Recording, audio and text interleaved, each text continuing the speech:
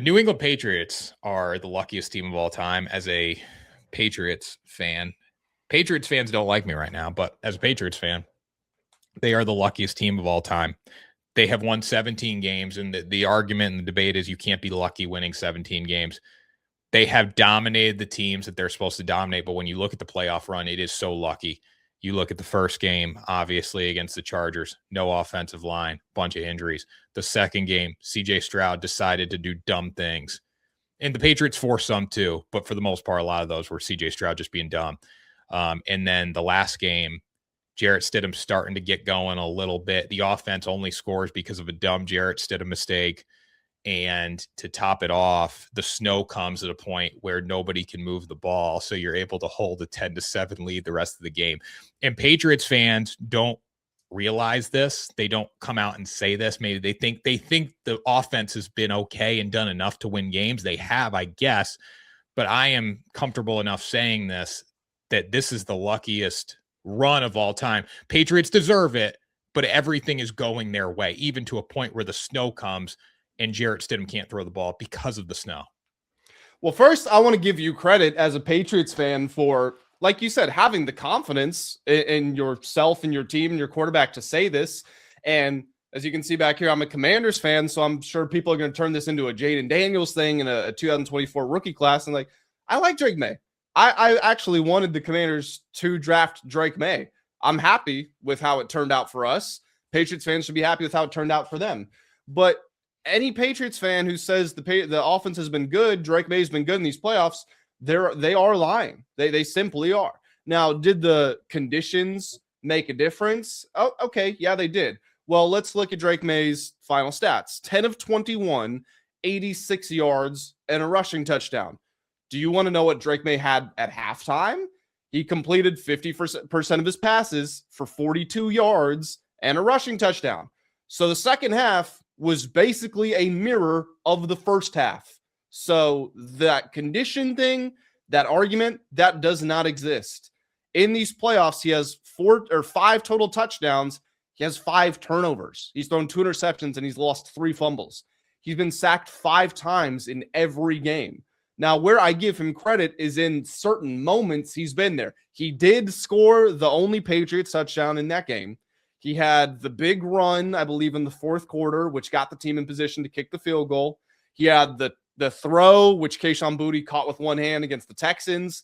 He has done those things. He has been there in those moments. And I guess his turnovers haven't been backbreaking, but the powerhouse of this Patriots run has undoubtedly been their defense. I mean, over the course of the playoffs, Drake May has accumulated negative 17.7 expected points going to EPA. So the team has underperformed by nearly 18 points with Drake May on the field. That's the worst in a Super Bowl run in the next-gen stats era, which only goes back 10 years, 2016. But that's, 20 quarterbacks that you've seen this for? And Drake May is literally 20th. So Patriots fans can be happy. They should be happy. They should be thrilled. They should be confident. They should back their team going into the Super Bowl. But they should also be reasonable enough to say Drake May and the offense have been bad so far these playoffs. And nobody's really saying that, but even the defense too. And as good as the defense has been, I mean, like Milton Williams being back and he's been fantastic, and pretty much everyone on the defense has been solid. But you just look at, I think the worst thing for the defense, at least from an outside viewership perspective, was the CJ Stroud game. Because personally, the Super Bowl run doesn't necessarily feel real. I think it came out of nowhere, and you're just lining up against teams that aren't that good maybe in the AFC this year. But the Texans had won 10 games before the Patriots game. So it's hard to take that win away from them. And I guess they forced CJ Stroud in these mistakes. But CJ Stroud did things with the football that an NFL quarterback should never do in their life. Woody Marks fumbling that football when the Texans are down 8 at the 20-yard line going in. That's a different time of the game. There's just so many moments where, again, the Patriots caused a lot of it, but it just everything has gone their way, even to a point where, the one touchdown that they score, and this goes back to the offense, the one touchdown they score against the Denver Broncos was because Jarrett Stidham did one of the dumbest things of all time with the football, going CJ Stroud, dumbest thing of all time. Like Jarrett Stidham said, I can do one He did dumber. a chest pass like basketball. A chest pass. Yeah, it was so stupid. And then the snow comes and they can't score because the Denver Broncos defense was awesome in the game. Like And the Patriots blocked a field goal. Don't forget. they blocked a field goal. The Lutz missed a field goal in the right before half. They blocked a field goal and then he missed. Didn't he miss another one? Didn't they miss 3 field goals? No, it was 3 combined, I think. It was maybe 2. it was 4 combined. I think it might have been 2 for each team. You know, I'm thinking of Sean Payton passed up the 3 points at the beginning of the down, game, yeah. which was so stupid.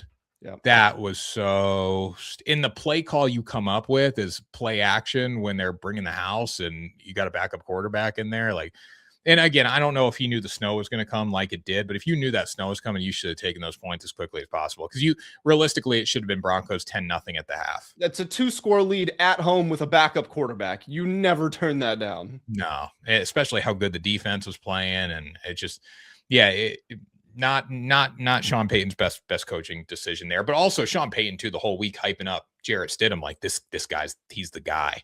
He's the guy. He sucks. I mean, I'll be honest I don't think Drake May outplayed Jarrett Stidham in that game. Well, he didn't make the critical mistake, which if you take out the big mistake, if he takes a sack there instead of the chest pass, Jarrett Stidham outplayed Drake May. Yeah, no, you're right. That play did change the game. To me, that's unfair.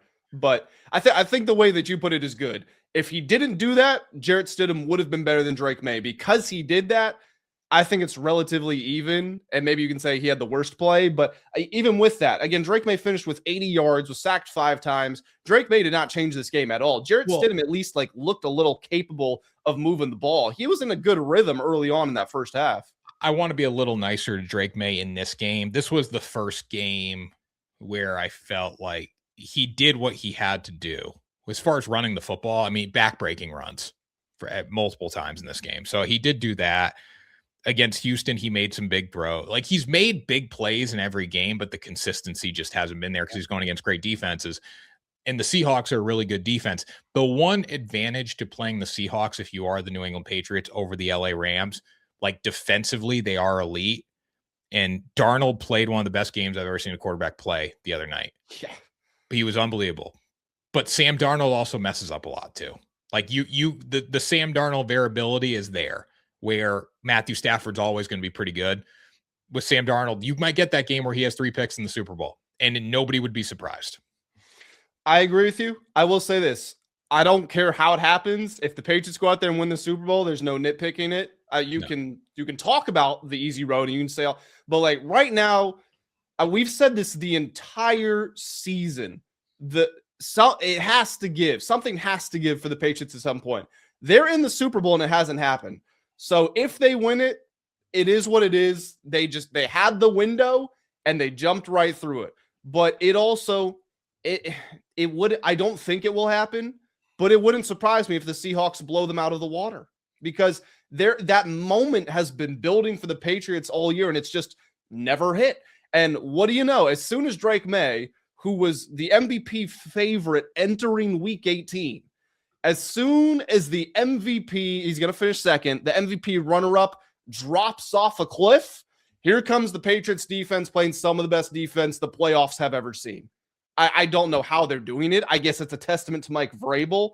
But again, we're at that point where it feels like something's got to give eventually. And eventually, well, there's only one game left. Yeah. Well, so actually, somebody online said this. If you guys follow Cody Thrive, Sports Betting Education, he said this. He's a big Seahawks fan.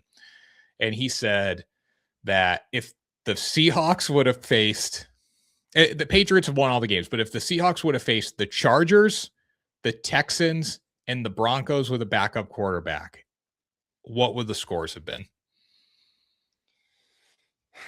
A lot to a little. And that's when it hit me. I'm like, the Patriots can win this game. And I do think the Patriots fan base is pretty delusional right now, thinking they got a good chance. And they do. Like, obviously, anything can happen in the Super Bowl. You can turn Sam Darnold over 2 times. You can go out and win the game. But when you look at the Seahawks, and maybe it's the Sam Darnold mask has been the reason that maybe we haven't realized this, because for the most part, we have not talked about the Seahawks much of the season. They lost 3 games this year by a combined 9 points. 3 games by a combined 9 points. They lost to the 49ers early, week one. You lost to Baker in Tampa. Like, Baker was just Dyson that day. He was on a different level. He was Sam Darnold in the NFC Championship game. That's when Baker was the MVP of the league. Yeah. And I don't know how Tampa won that game looking back on it, but Baker was just sensational. But in that game, I remember betting on the Buccaneers being like, this is Sam Darnold. Like, come on, the Seahawks aren't legit. And then they lost the Rams 21-19 in a game where Darnold threw 3 interceptions. So for the most part, as bad as Darnold has been with interceptions at times, because they come in bunches, this team is still beating everybody in their path. The one shaky win, I would say, is the Rams game. You're down 16 in the fourth quarter, and you get the Rashid Shaheed touchdown. You get the backwards pass backwards pass that rolls into the end zone and it's a 2-point conversion. But this team's been really good. So it would not surprise me to see the Patriots get blown out in the Super Bowl. I find it hard to believe 2 weeks to prepare for this game they're going to get blown out. But if they do, it's a really bad look for the Patriots. It will be a very bad look. And again, I want to drive this point home. I don't think they're going to get blown out, but like you said, I could see it happening. I mean, the Seahawks, and again, me and my new gen stats, but DVOA, which is one of these new measures of how good a team is holistically overall. According to DVOA, the Seahawks are the 6th best team in the history of professional football. Again, going back as far back as the stats will let them go. First is the 91 Washington team. The 85 Bears are number 2. Like, that's the class that they are in. The 07 Patriots, I think, are number 3. And it's the Seahawks in 2025 at number 6. So they are an unbelievable team. And like you said, the Sam Darnold mask, the same thing we're saying about the Patriots, where it's like, okay, when's it going to happen? That's what we've been saying about Sam Darnold. And the funny thing is, it's been happening. He threw a lot of interceptions. He turned the ball over. And the Seahawks were still dominant with that happening. So when he doesn't turn the ball over, you see what happens against the Rams. Because Matthew Stafford was great. The Rams played really well. But Darnold was lights out. And that was enough to win. He didn't have to put together a game-winning drive. They just won the game flatly. I mean, Darnold was fantastic. The biggest backbreaker was the muff punt, because you're down 4 at that time and you get to go take the lead, where, you know, they had to battle back from 11 multiple times, and the defense couldn't get off the field at the end of the game. But like Matthew Stafford, there's nothing wrong with what he did. He played well enough to win. He threw for nearly 400. It was really just the strength of the Seahawks team was better than the Rams that day. And it's going to be very hard for the Patriots to win the game. You talk about the 07 Patriots, though. They lost to the Giants in the Super Bowl. The 2001 Patriots beat the Rams in the Super Bowl as, I think, a double-digit underdog there. Like, anything can happen in the Super Bowl. But the Patriots need to play a lot better in this game. And Drake May specifically needs to play a lot better. I was looking at Super Bowl MVP odds earlier, and obviously Darnold's there, and Jackson Smith and Jigba is 3rd, Drake May 2nd, of course. And I was looking at, like, all right, maybe there's some value for Rashid Shaheed. If it's a low-scoring game, does he return a kick? Does he have the one-play 60-yard touchdown? I was looking at Nick Emanwari. He looked like the best player on the field at times last week, despite being on the same field as Puka and JSN and Stafford. And I was looking at all these guys, and I was like, all right, I've looked at about 5 Seahawks players. I've looked at 1 Patriots player. If Drake May does not win the Super Bowl MVP, the Patriots will not win the Super Bowl. Well, my thought on Super Bowl MVP, it's going to be either Darnold or May, and that's an easy answer, obviously, because it's typically a quarterback. But when I look at Sam Darnold and the comeback story, like, if he doesn't, the Seahawks, the one way they lose the game is if he turns it over multiple times. So if he turns it over multiple times, then maybe you lean towards JSN if they still find a way to win it. But if he turns it over, it puts the Patriots in position to win game. Drake May has to be the guy. It's not going to be Stephon Diggs. It's not going to be Ramondre Stevenson. It's not going to be Travion Henderson. It's not going to be Hunter Henry or Kayshon Boutte. It's going to be Drake May. On the flip side, if you're the Seattle Seahawks and Darnold does what he needs to do, probably to blow out the Patriots or at least win the game comfortably, he's going to have a really good night. And you also, like, we talk about fan voting, the fans want to give it to Sam Darnold. Yeah. Everybody wants Sam Darnold to win this award in this game, because he came from nothing came from the Jets to getting here. Like, it's super impressive. Yeah, I agree. I think Sam Darnold, I mean, he's the favorite. Seahawks are favored. Money is all over the Seahawks. People are flocking to the Seahawks. That'll balance out to a little bit before kickoff, but everything's going their way right now. And being that Pacific Northwest, they're not always on TV. people have, I mean, we've seen in our own comment section on these videos where people are like, I don't think you know how good the Seahawks actually are. So the Seahawks have felt disrespected for a long time, whether or not they actually have been or not, and they've been properly rated. But now they're the favorite and everybody is backing them. And if I'm Mike Vrabel, that's what I'm selling the team on. We've done all of this and nobody believes in you. You got one game to go make them remember forever. Yeah, I mean, they're undefeated on the road. The Patriots are a good football team. Like, we can't take it away from them.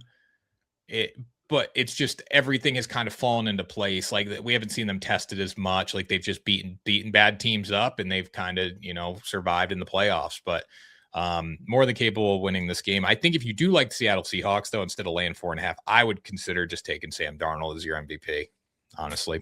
I think that's a smart pick. Yeah, because like you said, the only way, I mean, again, there is a path for like Rashid Shaheed with the kickoff return, Nicki Manwari pick 6, but it's realistically, if it's not Darnold, it's going to be JSN. And if it's JSN, Darnold throws 2 picks, a touchdown, 2 touchdowns, and JSN has like all the catches.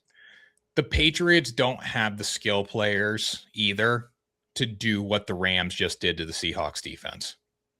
Agreed. In no world. Like, Stephon Diggs can't be Puka Nacua for a night. It's not going to happen. So we'll find out. We're going to talk about it a lot on the podcast. I still haven't made a pick. I don't know what the score is going to be, but all I know is if the Seahawks cover 4.5, Sam Darnold is likely your MVP. Yep, 100%.